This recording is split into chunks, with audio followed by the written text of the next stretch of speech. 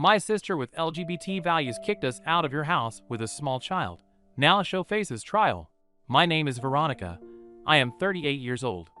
I am a single mother raising my 7-year-old son Artem.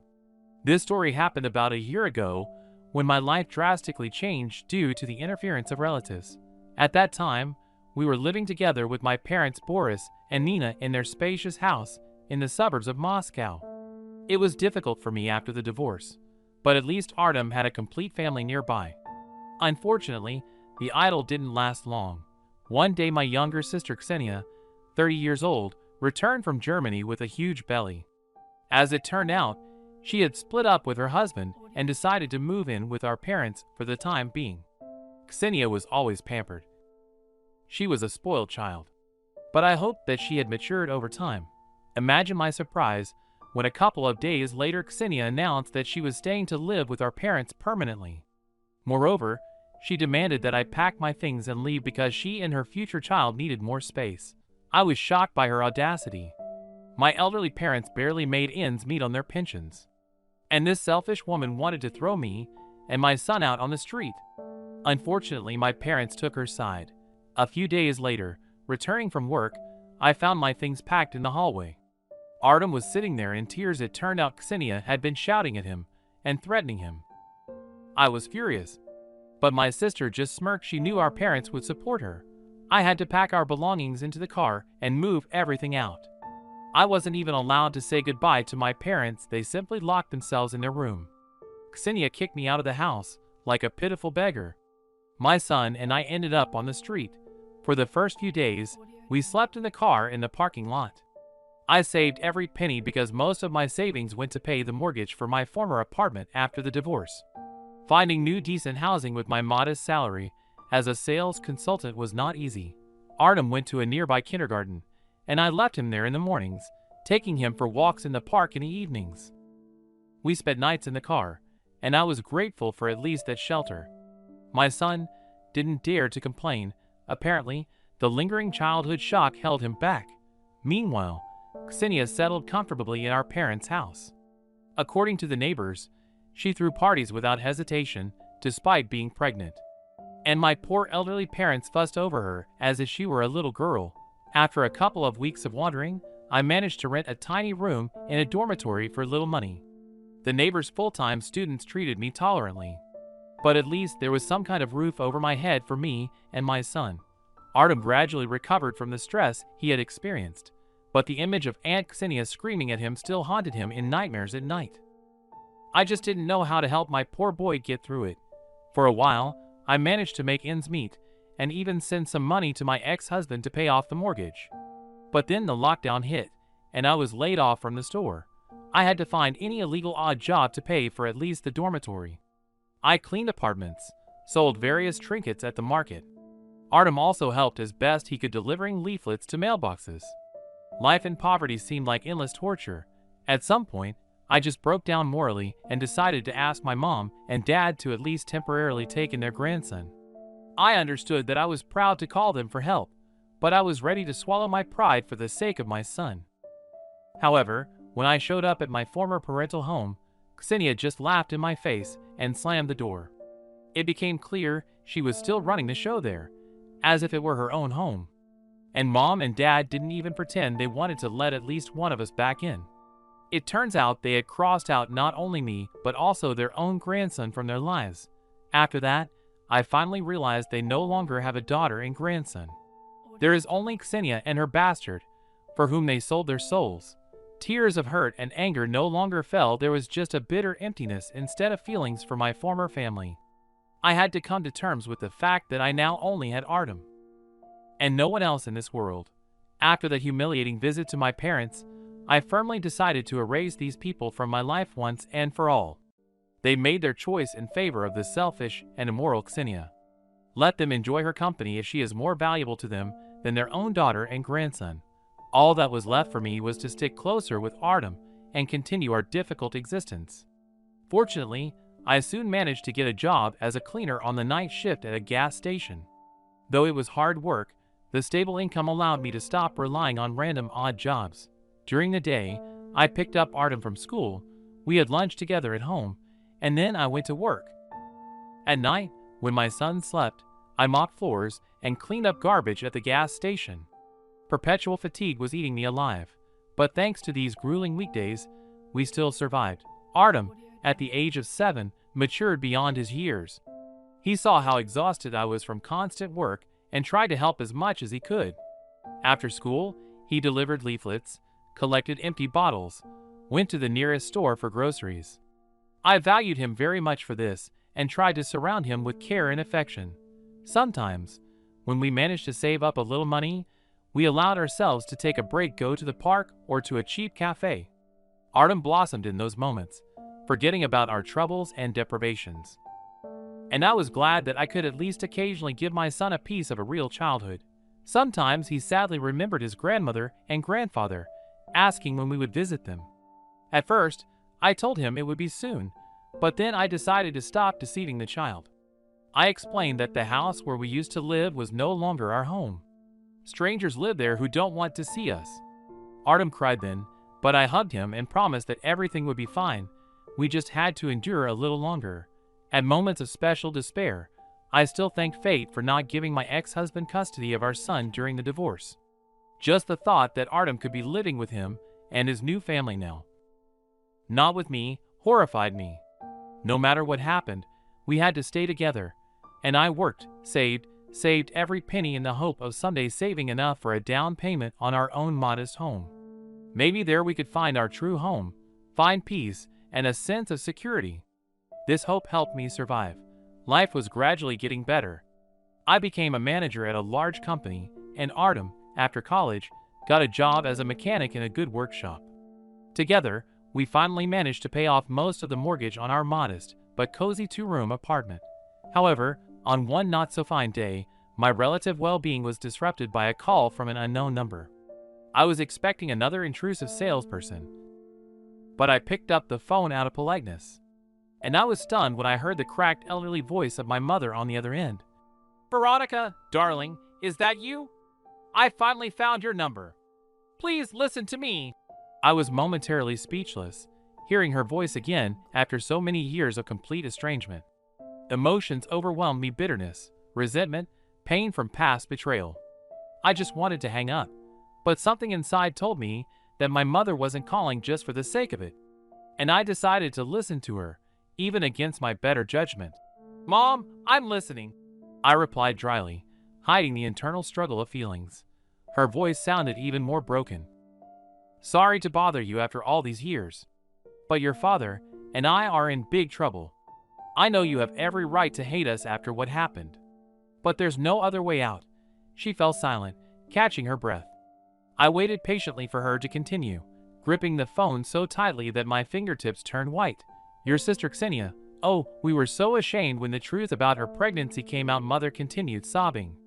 "The child turned out not to be from her husband, but from some random person. Can you imagine? She deceived us like that. And her fiancé, upon learning the truth, immediately divorced her and returned to Germany alone." I didn't say a word, allowing her to speak. Memories of the humiliation that Artem and I had to endure because of Ksenia flooded back with renewed force. After the divorce, Ksenia went downhill, Mother said through tears. There was a complicated pregnancy, home births, sorrow with the child. We tried to help her, I swear. We spent our last money, mortgaged the house. But your sister started having problems with drugs. She would disappear from home for weeks. Suddenly, I felt sincerely sorry for her. Had my parents, who were recently prosperous, been struck by such family tragedy? And at the moment, when all our savings were depleted, Ksenia and her child were taken to a shelter, Mother summed up, choking back tears. And we were evicted from our own home because of mortgage debts. "Veronica, for God's sake, help us. Shelter us at least for a while, until we get back on our feet. We have no one else." The phone slipped from my sweaty palm. I couldn't say a word, stunned by the news of the true extent of my parents' tragedy. After my mother's heart-wrenching story, I sat in stunned silence for a long time, unable to find the strength to say anything. Thoughts swirled in my head, and conflicting feelings surged in my chest, from pity to rekindled resentment for past betrayal. On the one hand, my conscience wouldn't allow me to abandon the elderly in their plight. No matter what they had done before, they were still my parents. On the other hand, all the humiliations, deprivations, and sufferings Artem and I had endured because of their favoritism towards Ksenia hadn't disappeared. Could I be sure that they had finally written off that selfish creature from their lives? Meanwhile, my mother was still on the line, shaken by sobs. I felt her despair, the pain of family tragedy, guilt towards Artem and me. Spontaneously, images of the fateful day when we found ourselves almost on the street with a child in our arms resurfaced in my memory. "Sweetheart, are you still there?" my mother suddenly whispered, and her cracked voice sent shivers down my spine. "I understand how hard it is for you right now, but for the love of everything, don't abandon us. We have absolutely nowhere else to go." There was a momentary pause on the line, and then she added almost inaudibly, "I know you'll never forgive me for what happened, but I was blind. I didn't appreciate you and your son. I pray only for one thing: give me a chance to make up for my mistakes. And I'll accept any punishment, any of your anger. Just allow me to take care of Artem while he's a child. Maybe then I can finally become a real mother and grandmother for you." Those last words sounded so sincere that my heart clenched. Despite everything, beneath the layers of bitterness and indignation, the little child inside me, craving parental love and warmth, still lived. Perhaps fate had sent my mother and father a harsh lesson, giving them insight. I took a deep breath, gathering my thoughts. Weighing all the pros and cons, I said resolutely, "All right, Mom. Come over right now. I'll be waiting for you. But remember, at the slightest danger to Artem or any attempt of interference from Ksenia, you'll be out on the street immediately. Is that clear?" "Yes, yes, darling," the old woman explained triumphantly on the other end. "I understand everything. I swear we'll be good. Oh, I'm so happy that you've forgiven me." I nodded silently, knowing full well that I had simply postponed forgiveness indefinitely. But in my chest, there was a glimmer of hope that for all of us, this could be the starting point for the long-awaited reunion of the family.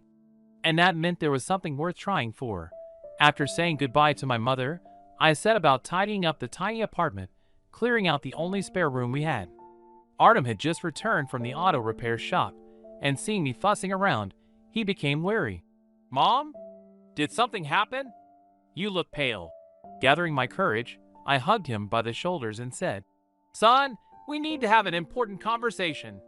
Your grandparents have gotten into a very difficult situation, and I've decided to help them. So, they'll be our guests for a while." Artem blinked in astonishment, and later, when I told him all the details, he erupted into an indignant monologue about never forgiving our parents for how they treated us many years ago. I couldn't blame him for that. However, deep down, I harbored the thought that their arrival was our chance to unravel old grievances and reunite our broken family. Oh, if only I had known then what consequences this rash decision would lead to. Our parents appeared at the doorstep of our apartment just a couple of hours after the call. Gray-haired, worn down, they looked like two life-worn individuals. It was evident how much they had aged over the years. Hunched shoulders, sagging skin, dull gazes. It seemed that all their former self-assurance and arrogance had completely deserted them. Mother, upon seeing me, rushed to hug me, to my great embarrassment. Father simply nodded, at a loss for words. But as soon as Artem stepped out of the room, our parents brightened up. They showered their grandson with kisses, rambling on about how he had grown, improved, and matured. A minute later, we all settled around the small kitchen table. An awkward silence hung in the air, during which I offered tea to my parents, while secretly studying their faces, stern for my father and pitiful for my mother. Artem frowned, displeased with my decision to let them into the house. "Well, here you are," my father broke the silence. "Veronica, once again, thank you so much for opening your doors to us, despite past incidents." "Yes, darling," my mother immediately chimed in. "We are forever in your debt." She sniffed, and I grimaced.